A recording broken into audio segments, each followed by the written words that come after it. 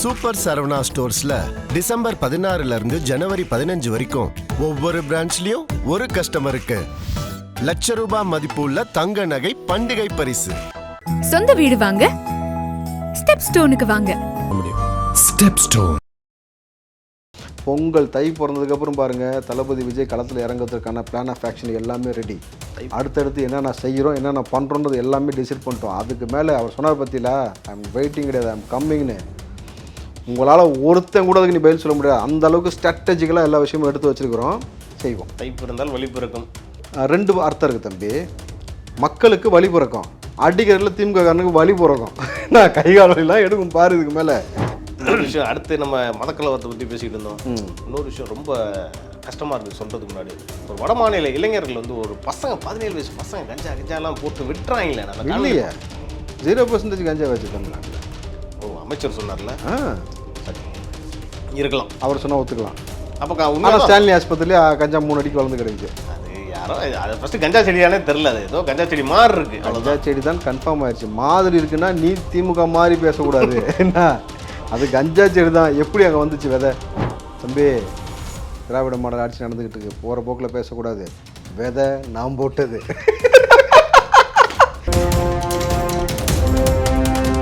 இன்னொன்று சொல்கிறாரு, நம்ம பக்கத்தில் இருக்கிறவங்க குடிக்காமல் நம்ம தடுக்கணுமா, மத்திய அரசு வந்து தடுக்கணுமா? ஆளுக்கு ஒரு ஆளை போட்டுட்டு பெற்றோர்களுக்கும் கடமை இருக்குங்கிறாரு. பிள்ளைங்களை ஒழுங்காக வளர்க்குறது இல்லை. நல்ல விஷயம் தானே சொல்கிறேன். அப்போ நீங்கள் தானே அப்போ நீ தானே ஒழுங்காக வளர்த்துருக்கணும். எப்போ நீங்கள் தானேப்பா சொன்னீங்க அப்பான்ட்டு எல்லாத்துக்கும். அப்போ முழு பொறுப்பு உங்களுக்கு தானே பாருக்கு. ஆட்சி உங்கள்கிட்ட தான் இருக்குது, முதல்வராக நீங்கள் தான் இருக்கீங்க, அப்பாவும் நீங்கள் தான் இருக்கீங்க பொழுது அப்போ நீங்கள் தான் எங்களை குடிக்க போட்டு படுக்க போட்டு நாசம் பண்ணி இன்றைக்கி ஒரு பயலை வந்து வெட்டி ரீல்ஸ் போடுற அளவுக்கு அவனுக்கு புத்தி பேதலிச்சு போயிருக்குனாக்கா ஜாஃபர் சாதிக்னு வாழ்றது தானே அவருக்கா? ஒரு விஷயம் சொன்னீங்க. இன்னொரு விஷயம் வந்து முன்னாள் அமைச்சர் ராஜேந்திர பாலாஜி ஒன்று சொல்லியிருக்காரு, வரக்கூடிய தேர்தல் வந்து திமுகவுக்கும் அதிமுகவுக்கும் தான் போட்டி. யார் பேர் என்ன? ராஜேந்திர பாலாஜி. பாலாஜின்னு பேர் வந்தாலும் ஒரு மாதிரி தான் இருக்குதுல்ல. செந்தில் பாலாஜி, ராஜேந்திர பாலாஜி. சொல்லுங்கள். நல்ல பாலாஜிங்க. வர பாயிண்ட்டுக்கு வரேன். அந்த பால்கோவா வந்து தீபாவளி டயத்தில் கேட்டார், ஆட்டையை போட்டாருலாம் செய்தி வந்துச்சு. அவரா 100 ஆண்டு கால நடைமுறை இது, திமுகவுக்கும் அதிமுகவுக்கும் தான் போட்டி அப்படின்ற மாதிரி ஒன்று சொல்லியிருக்காரு. 100 ஆண்டு நடைமுறை. ஆமாம், பழக்க வழக்கம். ஆமாம். அதிமுக ஆரம்பிச்சு எத்தனை வருஷம் ஆச்சு? ஒரு 50-52 வருஷம் ஆயிரும். அப்புறம் எப்படி 100 வருஷமாக இருந்திருக்கும்?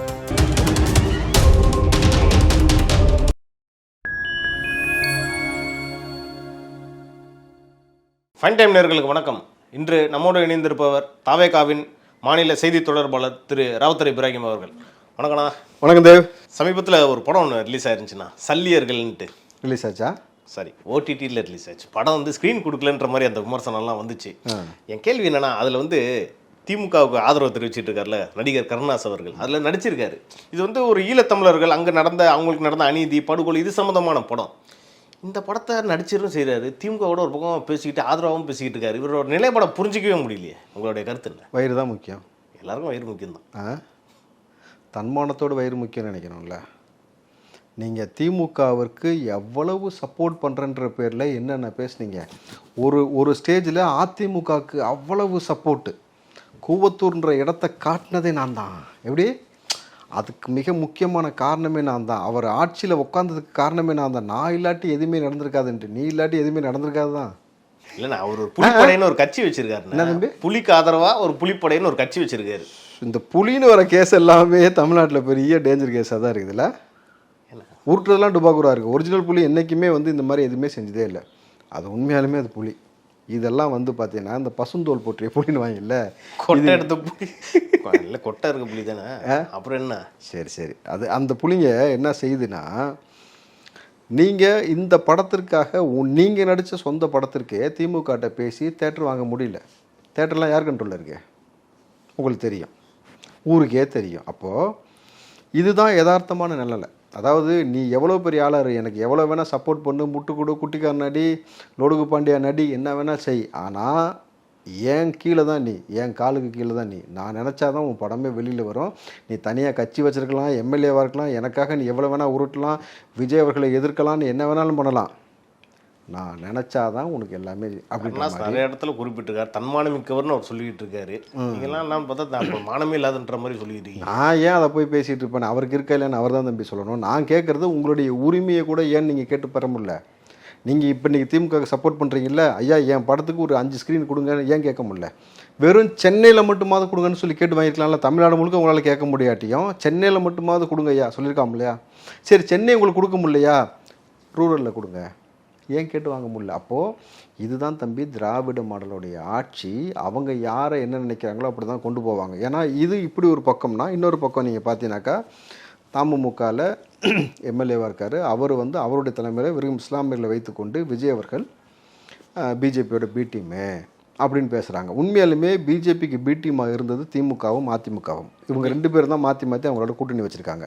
விஜய் கூட்டணி வச்சாரா? கூட்டணி வச்சதுனாலே பி டீம்னு ஆகிடாதுல்ல, அப்படி எப்படி சொல்ல முடியும் தம்பி? நீங்கள் இப்போ இவங்க என்ன சொல்லி உருட்டிட்டு இருக்காங்க? இவர் அதிமுக பிஜேபி கூட்டணிக்குள்ளே போக போகிறாரு விஜய், அதனால தான் பி டீம்னு சொல்கிறாங்களா? அப்போது கூட்டணி வச்சுருந்தவன் தான் நான் ஃபஸ்ட்டு பி டீமு. அப்போ நீ முதல்ல அதை ஒத்துக்க, திமுக தான் பிஜேபியோட பி டீமு, அதிமுக பிஜேபியோட பி டீம்னு ஒத்துக்க. 2வது விஷயம், நீங்கள் விஜய் குறித்து இந்த வார்த்தை பேசுங்கள்ல, பாபர் மஸ்தி எடுத்த பிறகு நல்லா யோசிச்சு பாருங்கள், கூட்டணி வச்சது திமுக. ஹைகோர்ட்டாவது மயிராவதுன்னு ஹெச்ராஜா இன்னைக்கு பேசுறதுக்கு காரணம் இவங்க. இன்னைக்கு தமிழ்நாட்டை அயோத்தியா மாற்றுவேன் சொல்கிறாங்களா ஒரு குரூப்பு? திருப்பரங்குன்ற பிரச்சனையில் வச்சுக்கிட்டு இருக்காங்க. அயோத்தியா மாற்றுவேன்னு சொல்கிறது யார்? அப்போ அதற்கு அளவுக்கு நீங்கள் இடம் கொடுத்தது யார்? நீங்கள் தான். திமுகவும் அதிமுகவும் நீங்கள் தான் இடம் கொடுத்து வச்சிங்க. நல்லா ஒரு விஷயம் புரிஞ்சுக்கணும், தமிழ்நாட்டை ஒருபோதும் அயோத்தியாக்க முடியாது. இன்னைக்கு கூட வந்திருக்காரு, சின்ன ஏசமா பெரிய ஏசமாலாம் சொல்லி வந்து எதுக்கு வந்திருக்காருன்றது உங்களுக்கு தெரியுமா தெரியாதா? இங்கே ஒரு அயோத்திக்கு இப்போ இருக்குது, அங்கே வேணால் போகலாம். அவர் அதுக்காக தான் வந்திருப்பாரு. தமிழ்நாட்டுக்குள்ளே நீங்கள் அயோத்தியெல்லாம் மாற்றவே முடியாது. எதுக்கு வந்திருக்காராம்? தானே இவர் நயினார் நாகேந்திரன் இருக்காருல்ல, அவர் நடைப்பயணம் எல்லாம் போயிட்டு இருக்காரு. அதுக்கு ஒரு பேர் கூட வச்சுருந்தாங்களே, தமிழகம் தலை நிமிர தமிழனின் நடைப்பயணம். நடைப்பயணம் போனாரா? யாருக்கு? தமிழ்நாடு ஃபுல்லாக நடைப்பயணம் போயிட்டு பரப்புரை பண்ணிட்டு இருக்காரு. பார்க்கலையா நீங்கள்? எப்போ அந்த எஸ்ஓபிலாம் போட்டாங்க, அதுக்கப்புறமேட்டு எதோ நடைபயணம் அதுக்கெல்லாம் எதோ பர்மிஷன் கொடுத்த மாதிரியா அவர் போயிட்டு தான் இருக்காரு. போயிட்டு தான் இருக்கிறாரா? எங்கே வீட்டிலே போகிறாரா இல்லை ஊருக்குள்ள தான் போகிறாரா? இல்லைண்ணா, வெளிலலாம் போயிட்டு இருக்காரு, மாவட்டமாக போயிட்டு இருக்காருண்ணா. சரி சரி சரி. புதுக்கோட்டையில் அதோட நிறைவு விழா நடந்துட்டு இருக்கு, அதுக்கு தான் அமித்ஷா வந்திருக்காரு. ஓஹோ, பெரிய வெற்றியான நிறைவு விழா அப்படிதானே? தமிழ்லாம் ட்வீட்லாம் போட்டிருந்தார் பார்த்தீங்களா? யாரு? தமிழ்லண்ணா, அமித்ஷா, மோடி கூட போட்டிருந்தார். இல்லைண்ணே, தமிழ்லையா? தமிழ் கற்றுக்கிட்டாருன்னு நினைக்கிறேன். அவர் தான் தமிழ் மேலே ஆர்வம் இருக்கு. உனக்கு எத்தனை லட்சம் வேணாலும் பந்தயம் வைக்கிறேன். அந்த ட்விட்டை அவர் தானே போட்டிருக்காருன்றீங்க, அவர் அதை வாசிக்க மட்டும் சொல்லியா? மோடியாக இருக்கட்டும் அமித்ஷா இருக்கட்டும் 2 பேரும் அவங்க போட்ட ட்விட்டர் தமிழில் கடன்னு வாசிட்டு சொல்லுங்கள், நான் ஒத்துக்கிறேன் அவர் தான் போட்டாருன்னு. இங்கே இந்த டிசைனாக உருட்டுறது, நாளைக்கு மாட்டிக்கிட்டோம்னு வச்சுங்களேன், அது அவங்களுடைய ஃபார்முலா. என்னுடைய அட்மின் போட்டார், ஞாபகம் இருக்கா அந்த அட்மின் போட்ட கதையெல்லாம்? இவ்வளோ தான் இவங்கள வச்சுக்கிட்டலாம் தமிழ்நாட்டுக்குள்ளே. தம்பி நீ நல்லா ஒரு விஷயம் புரிஞ்சுக்குங்க, இங்கே நான் பார்த்த காணொலியே சொல்கிறேனே, முருகனுக்கு வந்து மாலை போட்டு பச்சை துண்டு கட்டி அந்த அந்த காணொலி உங்களுக்கு கூட நான் அனுப்பிச்சிருக்கேன். நடைபயணம் போகிறாங்க, இஸ்லாமிய பாடலை போட்டு நடைபயணம் பாட்டு, இறைவனிடம் கையேந்துங்கள் அவர் இல்லை என்று சொல்வதில்லை, அந்த பாட்டை போட்டு டான்ஸ் ஆடி அதுக்கேற்ற மாதிரி செய்கை செஞ்சுக்கிட்டு என்ஜாய் பண்ணிட்டு போகிறாங்க. இது ஒரு பக்கம்னாக்கா, இன்னைக்கு மாலை நீங்கள் சொன்னீங்க இல்லையா, மாலை போட்ட ஃப்ரெண்டுண்ணா, அதாவது ஐயப்பனுக்கு மாலை போட்டிருக்காப்புல, அவர் பொண்ணுக்கு ஏதோ உடம்பு சரியில்லை போல, தர்கா கூட்டிகிட்டு போயிட்டு மந்திரிச்சு விட்டு வர்றாரு, மாலை போட்டிருக்காரு, தர்காவுக்கு போகிறாரு, போய் மசூதி கூட்டு போகிறாங்க, அவங்க வந்து மந்திரிச்சு கொடுக்க. ஸோ இதுதான் நம்மளுடைய பண்பாடு, நம்மளுடைய கலாச்சாரம். நம்ம 2 பேரும் பார்த்து இப்போ நிறைய இஸ்லாமியர்கள் வந்து கோயில்களுக்கு குடம்புழுக்குகளுக்கு பால் கொடுக்கறதுக்கு இன்னும் சொன்னால் ஆர்காட் நவாப் இருக்கார்ல, அவருடைய பண்ணையிலேருந்து அந்த பால் முதல் பால் காய்ச்சக்கூடியது வந்து கோயில் கும்பாபிஷேகம் பண்ணுவாங்க இல்லையா, அந்த நேரத்தில் அவருடைய இடத்துல இருந்தால் அந்த பால் அங்கே போகும். இப்போ வரைக்கும் இது யாரோ சொல்லலை, தளபதி விஜய் ஃபங்க்ஷனில் வந்து கலந்துக்கிட்டார்ல ஆர்காட் நவாபு, அவர் நானும் ஒரு நிகழ்ச்சியில் ஸ்டெல்லா மேரிஸ் காலேஜில் 2 பேருமே நாங்கள் சீஃப் கெஸ்ட்டாக போயிருந்தோம். அந்த நிகழ்வில் நான் அவரும் 1 மணி நேரம் உட்காந்து பேசிக்கிட்டு இருந்தோம். அப்போ அவரே என்கிட்ட சொன்ன விஷயம், அவருடைய அப்பா இருக்கார், அவரும் வந்து நிறைய விஷயத்த வந்து என்கிட்ட பேசியிருக்காரு. நாங்கள் 2 பேரும் இன்னும் வேறு ஒரு நிகழ்ச்சியில் கலந்து கொள்ளும் பொழுது நாங்கள் பேசினது. ஸோ எங்களுக்கு தெரியும் எங்களுடைய கலாச்சாரம், நம்மளுடைய பண்பாடு நமக்கு தெரியும். புதுசாக வந்தவன் உள்ளே வந்து நம்மளை வந்து வேறு மாதிரி மாற்றிடுவேன், அயோத்தியா மாற்றிடுவேன். சென்னையில் அயோத்தியாவுக்கு போகணும் இருக்குது, போய் பார்த்துட்டு கம்முன்னு பொட்டியை சதுரி போயிட்டே இருக்கணும். அதான் மத கலவரத்தை தடுக்க தான் திமுக மாதிரி இயக்கங்கள் வந்து போராடிக்கிட்டு இருக்குன்ற மாதிரி திமுகவினர் சொல்லிட்டு இருக்காங்கல்ல. இன்னொரு வாட்டி சொல்லுங்கள், ரிப்பீட்டா? ஆமாம், மத கலவரத்தை தூண்டுறவங்கள தடுக்கிறதுக்கு தான் திமுகன்ற இயக்கமே இருக்குன்னு அவங்க ஸ்ட்ராங்காக சொல்லிக்கிட்டு இருக்காங்க. ஃபஸ்ட்டு திருப்பரங்குன்றத்தில் போனதை தடுத்ததே திமுக காரன் தான். உங்களுடைய காவல்துறையை வச்சு தான் நீங்கள் வந்து தடுத்தீங்க. ஏது காவல்துறை யார் கண்ட்ரோல் இருக்குது? முதல்வர் கண்ட்ரோல். ஏன் தடுத்தீங்க? முதல்ல அவன் பாட்டுக்கு போனால், தர்காவுக்கு போனால், சாப்பிட்டான், என்னமோ செஞ்சால் கீழே இறங்கி போயிட்டான் தான். ஏன் தடுத்த? நீ திட்டமிட்டு எலெக்ஷன் வரும்பொழுது இந்த பிரச்சனையை பூதாகரம் ஆக்குவது, அது மூலமாக ஒரு அரசியலில் குளிர் காஞ்சி அதன் மூலமாக இவங்களை டெம்ப்ட் பண்ணி இவங்களை வந்து ஒரு தூண்டுதலுக்கு உள்ளாகி என்னைக்காவது சொந்த உறவுகள் இந்த மாதிரி மதுரைக்குள்ள நடந்த விஷயத்தை நம்ம இது வரைக்கும் பார்த்துருக்கோமா? இல்லை லோக்கல் அவங்க இருக்கவங்களே சொல்கிறாங்களே, எங்களுக்கு அதுக்கு எந்த பிரச்சனையும் இல்லை, அமைதியாக தான் நாங்கள் இருக்கோம், இப்போ தான் எங்களுக்கு வந்து வியாபாரமே பாதிச்சு போயிடுச்சுன்றாங்க இந்த நாள். ஸோ இதைத்தான் திட்டமிட்டு இவங்க செய்கிறாங்க தம்பி. இதை நம்ம இந்த அரசியலை நம்ம புரிஞ்சுக்கிட்டோம். நம்ம யார் இருந்தால் அவங்களுக்கு மேலே புரியல, தமிழில் நம்ம யார் இருந்தால் அவங்களுக்கு புரியல. திருப்பரங்குன்ற விஷயத்தில் விஜய் வாயை திறக்க மாட்டார், மௌனமாக இருக்கான்றாங்க. அதான் சொன்னேன், நீ திட்டமிட்டு இப்படி அரங்கேற்றம் பண்ணுவேன். உனக்கு வந்து நான் பேசிகிட்டு இருக்கணுமா? உன்னை அடிக்கிற அடியில் எவனுமே இங்கே வந்து மதக்கலவரம் செய்யவே கூடாதுக்கான வேலையை தான் இப்போ செய்கிறோம். பொங்கல் தை பிறந்ததுக்கப்புறம் பாருங்கள், தளபதி விஜய் களத்தில் இறங்குவதற்கான பிளான் ஆஃப் ஆக்ஷன் எல்லாமே ரெடி. அடுத்தடுத்து என்னென்ன செய்கிறோம் என்னென்ன பண்ணுறோன்றது எல்லாமே டிசைட் பண்ணிட்டோம். அதுக்கு மேலே அவர் சொன்னார் பற்றியில, ஐ எம் வெயிட்டிங் கிடையாது, ஐ எம் கம்மிங்னு. உங்களால் ஒருத்தன் கூட அதுக்கு நீ பதில் சொல்ல முடியாது. அந்த அளவுக்கு ஸ்ட்ராட்டஜிக்கலாக எல்லா விஷயமும் எடுத்து வச்சுருக்கிறோம், செய்வோம். தை பிறந்தால் வழி பிறக்கும். ரெண்டு அர்த்தம் இருக்குது தம்பி. மக்களுக்கு வழி பிறக்கும், அடிக்கிறதுல திமுக காரனுக்கு வழி பிறக்கும். நான் கைகால் வழிலாம் எடுக்கும் பாரு. இதுக்கு மேலே இன்னொரு விஷயம், அடுத்து நம்ம மதக்கலவரத்தை பற்றி பேசிகிட்டு இருந்தோம். இன்னொரு விஷயம் ரொம்ப கஷ்டமாக இருக்குது சொல்கிறதுக்கு முன்னாடி. ஒரு வட மாநில இளைஞர்கள் வந்து ஒரு பசங்க 17 வயசு பசங்க கஞ்சாலாம் போட்டு விட்டுறாங்களே. நான் இல்லையே 0% கஞ்சா வச்சு தமிழ்நாட்டில். ஓ, அமைச்சர் சொன்னார்ல, சரி இருக்கலாம், அவர் சொன்னால் ஒத்துக்கலாம். அப்போ ஸ்டான்லி ஆஸ்பத்திரியிலே கஞ்சா 3 அடிக்கு வளர்ந்து கிடக்குது. அது யாரோ அது ஃபஸ்ட்டு கஞ்சா செடியானே தெரில, அது ஏதோ கஞ்சா செடி மாதிரி இருக்கு. கஞ்சா செடி தான் கன்ஃபார்ம் ஆயிடுச்சு. மாதிரி இருக்குன்னா நீ திமுக மாதிரி பேசக்கூடாது. என்ன அது கஞ்சா செடி தான். எப்படி அங்கே வந்துச்சு விதை? யாரோ போட்டு போயிருக்கலாம், தெரியாமல் போட்டு. இல்லை நான் இன்னொன்று சொல்லிட்டா, இந்த பறவைகள்லாம் இருக்குல்ல, அது சாப்பிட்டு எங்கன்னா போட்டிருக்கோம், அது அப்படியே கஞ்சா சாப்பிட்டு அதுக்கு என்னன்னா தெரியும், அது எந்த சீடு எந்த விதைன்னு அதுக்கு தெரியாதுல்ல. கஞ்சா செடி என்னைக்காவது பறவை சாப்பிட்டு நீ பார்த்துருக்கியா? எனக்கு அதுக்கு பதில் சொல்லு. இல்லை இருக்கலாம்னு சொல்கிறேன். இருக்கலாம் தம்பி. திராவிட மாடல் ஆட்சி நடந்துக்கிட்டு இருக்கு, போகிற போக்கில் பேசக்கூடாது. விதை நாம் போட்டது அப்படின்னு ஒருத்தன் வந்து நிற்பா ஒரு நாளைக்கு. யார் என்னென்ன சேட்டை செய்கிறான்னு நமக்கு தெரியும், புரியுதுங்களா? இங்கே இவ்வளோ தொடர்ச்சியாக கஞ்சா மாட்டிக்கொண்டே இருக்குது. ஆனால் வந்து இவங்க 0 கல்டிவேஷன் இருக்குது, இங்கே கஞ்சா புழக்கமே இல்லைன்றாங்க. அப்போ மாட்டினதெல்லாம் கருவேப்பிள்ளை அப்படின்னு ஒரு கேள்வி நமக்குமே இருக்குது, புரியுதா?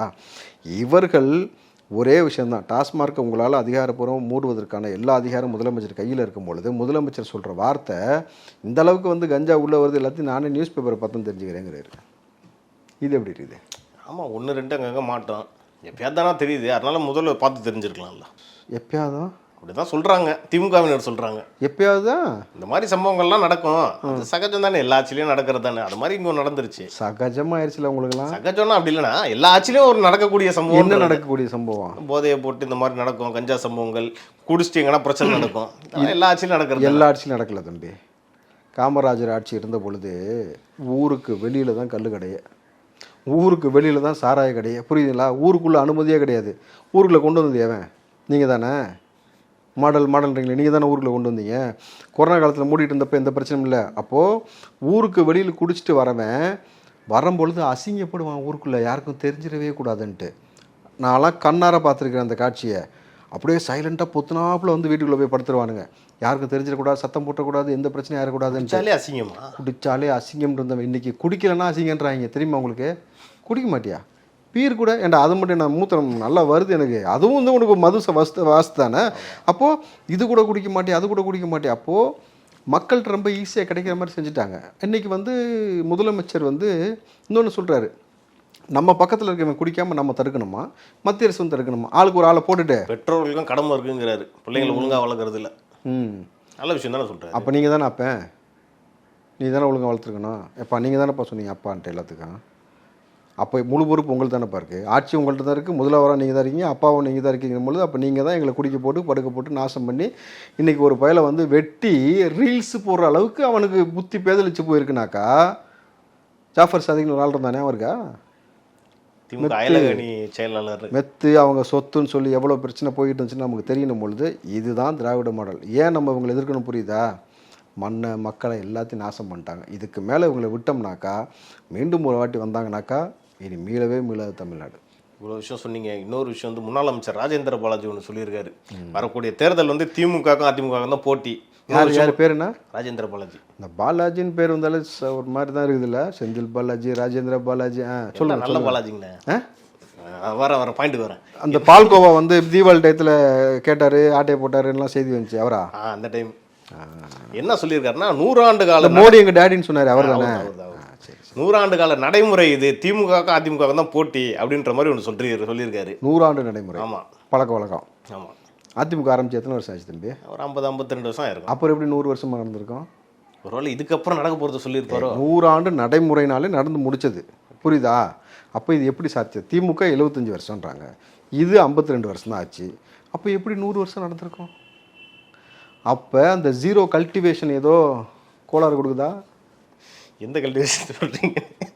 எஜுகேஷன். எஜுகேஷன் அவங்க சொல்கிறாங்கல்ல, எஜுகேஷனில் தமிழ்நாடு தான் முன்னிலையில் இருக்குன்றாங்கல்ல. ஆமாம், 207 ஸ்கூலை மூடிட்டு தானே. இது நம்ம நிறைய பேசிட்டோம் நாங்கள்.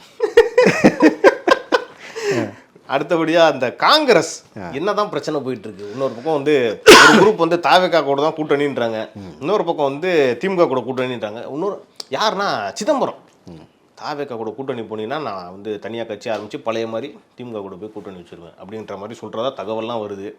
என்ன தான் நடக்க போகுது?